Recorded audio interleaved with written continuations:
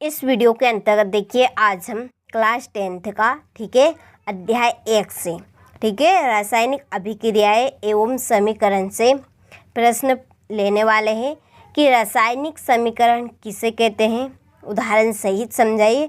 साथ ही साथ रासायनिक समीकरण ठीक है कितने प्रकार के होते हैं ये भी बताइए। ठीक है, ये बहुत ही महत्वपूर्ण प्रश्न है। ये प्रश्न आपसे 2 नंबर में या 5 नंबर में भी पूछा जा सकता है। ठीक है, कितने नंबर में? ये प्रश्न आपका 2 नंबर में भी आ सकता है और 5 नंबर में भी आ सकता है। ठीक है, कैसे कि रासायनिक समीकरण किसे कहते हैं, उदाहरण सहित बताइए। ठीक है, ये आपका 2 नंबर टाइप से बनेगा। ठीक है, 5 नंबर से कैसे बनेगा, रासायनिक समीकरण किसे कहते हैं, ठीक है, और रासायनिक समीकरण कितने प्रकार का होता है। ठीक है, ये 5 नंबर के हिसाब से बनेगा। ठीक है, तो चलिए पूरा वीडियो में आपको बताऊंगी, अच्छे से समझाऊंगी रासायनिक समीकरण क्या है और इसके कौन कौन से प्रकार होते हैं, उनकी भी हम परिभाषाएं आज के इस वीडियो में देखेंगे। ठीक है, तो चलिए स्टार्ट करते हैं बिना टाइम वेस्ट किए हुए। रासायनिक समीकरण तो देखिए प्रतीक को, ठीक है, इसमें आपको 2 चीज़ों का ध्यान रखना है, एक तो प्रतीकों और सूत्रों। ठीक है, प्रतीकों और सूत्रों के द्वारा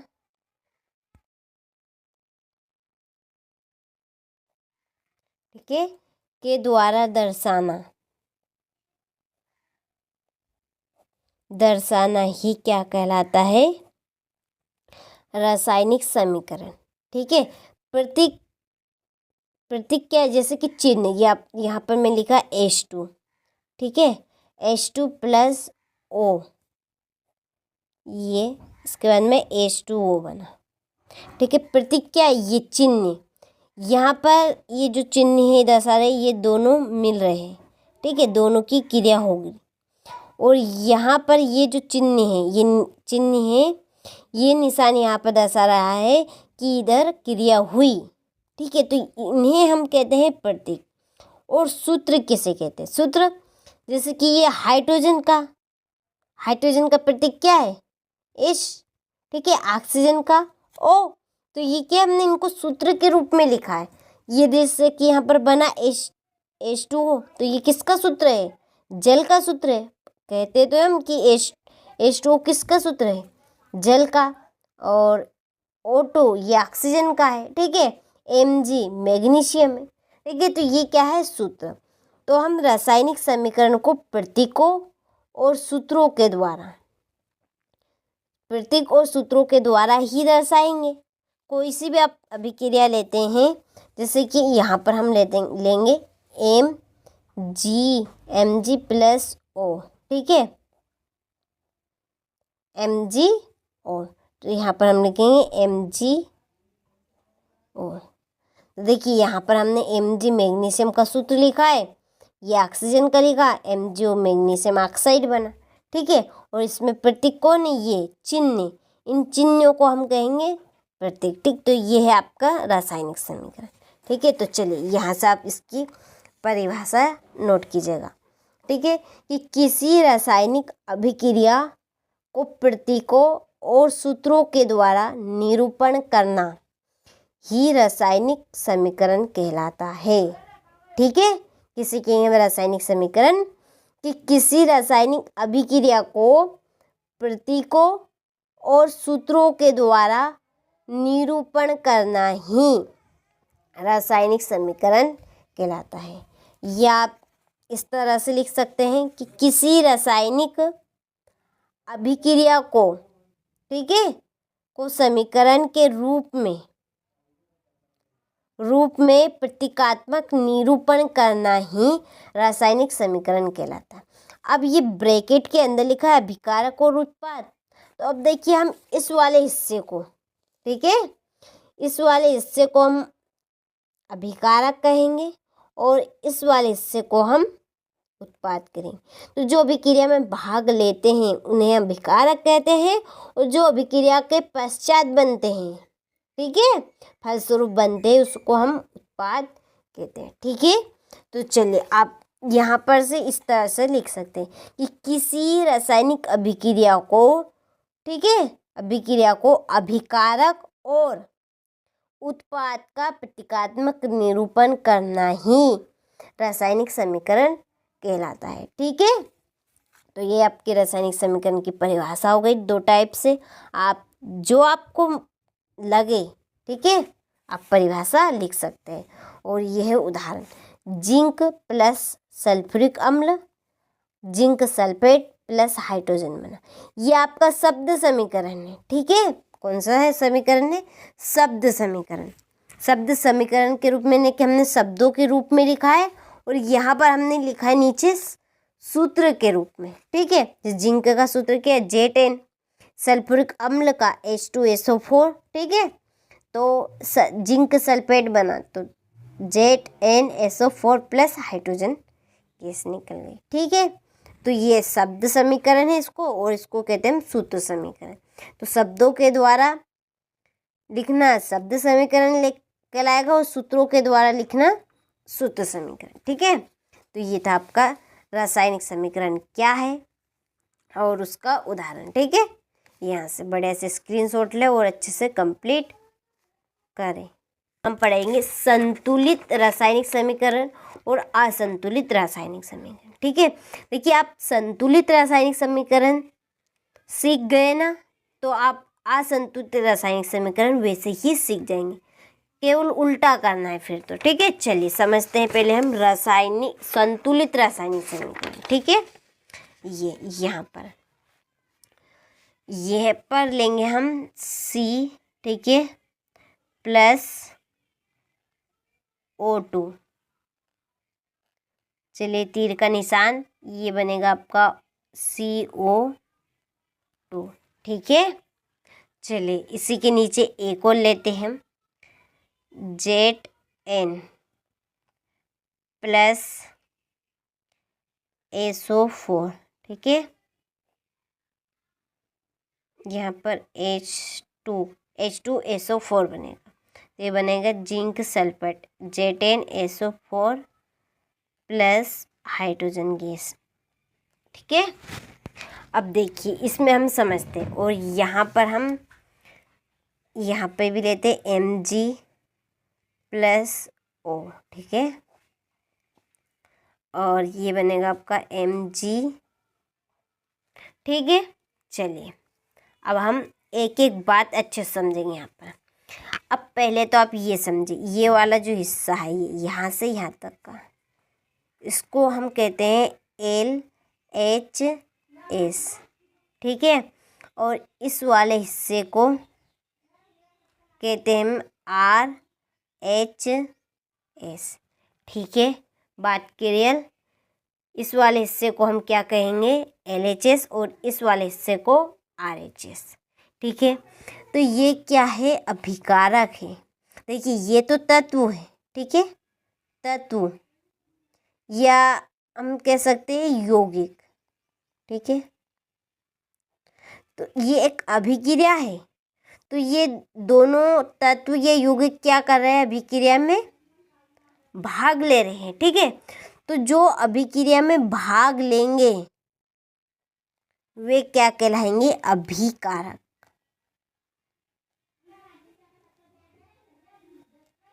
ठीक है, अभिकारक। मैंने एक सेपरेट वीडियो भी बनाया है उत्पाद अभिकारक शब्द समीकरण का। ठीक है, आप चेकआउट कर लेना चैनल पर जाकर। और ये क्या है? उत्पाद, उत्पाद कहेंगे। ठीक है, ये क्या है? उत्पाद, जो अभिक्रिया के पश्चात बने, अभिक्रिया के फलस्वरूप बने, उसे हम उत्पाद कहते हैं। ठीक है, अब देखिए इसके नीचे ये क्या है? ये ऑक्सीजन के नीचे क्या है? 2 लिखा है। इसको हम ये तो नहीं कह सकते कि 2 है, तो ये 2 नहीं है, इसको पूरी तरह से क्या बोलते हैं सही तरीके से? तो ऑक्सीकरण की परमाणु संख्या। ठीक है, ऑक्सीजन की परमाणु संख्या। तो ये क्या है? तत्व है ये तो। ठीक है, तो यहाँ पर अभिकारक, ठीक है, अभिकारक के तत्व की संख्या। ठीक है, यहाँ पर मैं लिखती हूँ। ठीक है, अभिकारक, अभिकारक के तत्व की परमाणु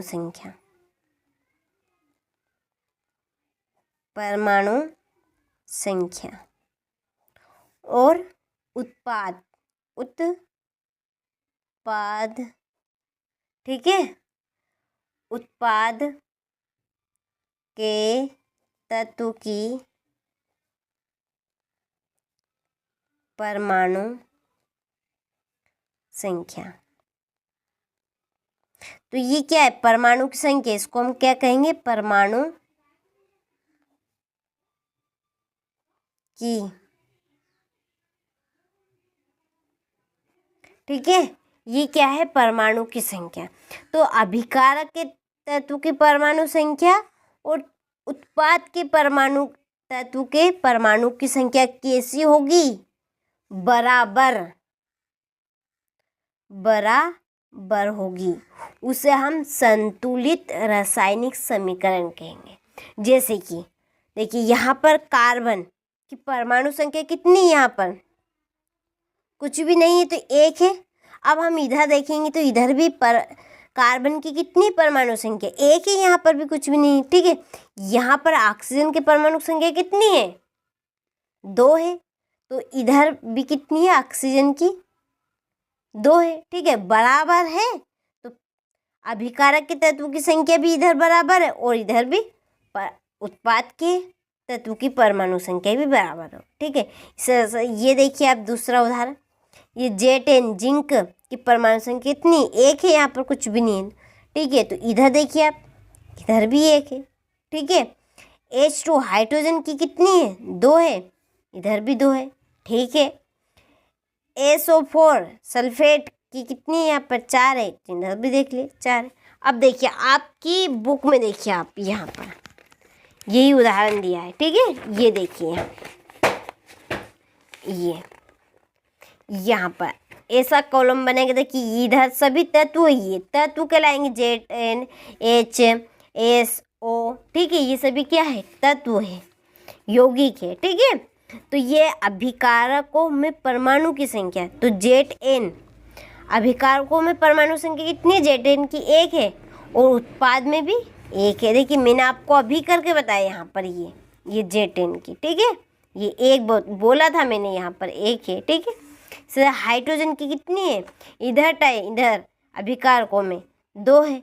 इधर भी कितनी है? देखिए यहाँ पर देख सकते हैं आप, इधर भी 2, उत्पाद में भी, इसमें भी। एस सल्फेट की 1 है। इधर भी देखिए यहाँ पर 1 है। ऑक्सीजन की इसमें 4 है, ठीक है। या आप सल्फेट बोल सकते हैं पूरा, ऐसा नहीं इसमें अलग अलग दी तो आप ऐसा करें, ठीक है। तो यहाँ पूरा हम सल्फेट बोल सकते हैं। तो O यानी कि ऑक्सीजन की कितनी है? 4 है और इधर भी 4 है, ठीक है। तो ये हमारा पूरी तरह से संतुलित है, यानी कि दोनों तरफ बराबर होना चाहिए। अब देखिए इधर Mg मैग्नीशियम है, तो इसमें परमाणु संख्या कितनी है? 1 है, ठीक है। परमाणु संख्या कितनी? इसमें 1 है। और यहाँ ऑक्सीजन की यहाँ पे 2 है, ठीक है। लिखना भूल गई थी मैं, लेकिन ऑक्सीजन की इधर 2 है। क्रिया हुई तो MgO बना। अब आप ही यहाँ पर देख सकते हैं कि इसमें ऑक्सीजन के पास 2 है, लेकिन इधर ऑक्सीजन के पास 1 भी नहीं है। तो इसमें अभिकारक के तत्व की परमाणु संख्या और उत्पाद की परमाणु संख्या बराबर नहीं है। उसे हम कहेंगे असंतुलित रासायनिक समीकरण, ठीक है। दोनों में आपको डिफरेंस समझ में आ गया कि जिसमें अभिकारक के तत्व की परमाणु संख्या और उत्पाद के परमाणु की संख्या बराबर होगी, उसे हम संतुलित रासायनिक समीकरण कहेंगे। और जिसमें अभिकारक के तत्व की परमाणु संख्या और उत्पाद के तत्व की परमाणु संख्या बराबर नहीं होगी, उसे हम असंतुलित रासायनिक समीकरण कहेंगे, ठीक है। अब आपको अच्छे समझ में आ गया होगा। तो आप देखिए यहाँ से इनकी परिभाषा लिखिएगा नोट्स में से। पहले तो आप हेडिंग डालिएगा और सबसे पहले रासायनिक समीकरण की परिभाषा लिखिएगा, ठीक है। मैंने आपको पहले ही बता दिया। फिर रासायनिक समीकरण 2 प्रकार का होता है, ठीक है। पहला है संतुलित रासायनिक समीकरण।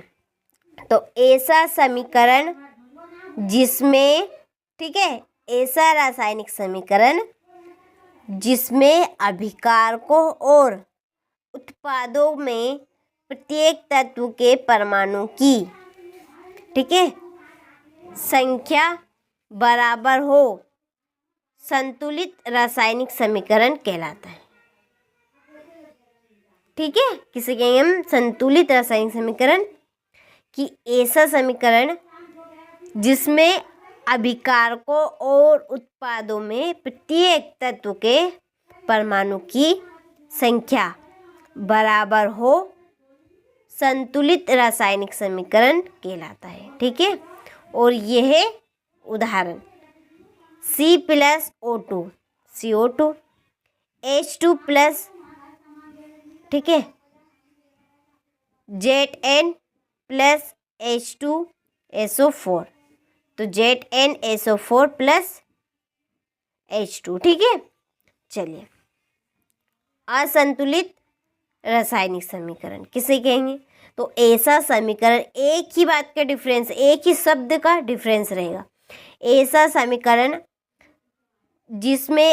जिसमें अभिकारकों और, ठीक है, उत्पादों में प्रत्येक तत्व के परमाणु की संख्या बराबर नहीं है, बराबर नहीं करना, केवल उस नहीं है, उसे असंतुलित रासायनिक समीकरण कहा जाता है। ठीक है, चलिए, उदाहरण Mg+O2 MgO। ठीक है, तो ये था आपका संतुलित रासायनिक समीकरण। तो आप यहाँ से पहले ये पूरा आपका क्वेश्चन यहाँ से बनेगा, ये रासायनिक समीकरण किसे कहते हैं। ठीक है, और ये रासायनिक समीकरण दो प्रकार का होता है। मैंने आपको दोनों की परिभाषा बता दी है, दोनों को समझा भी दिया है। ठीक है, ये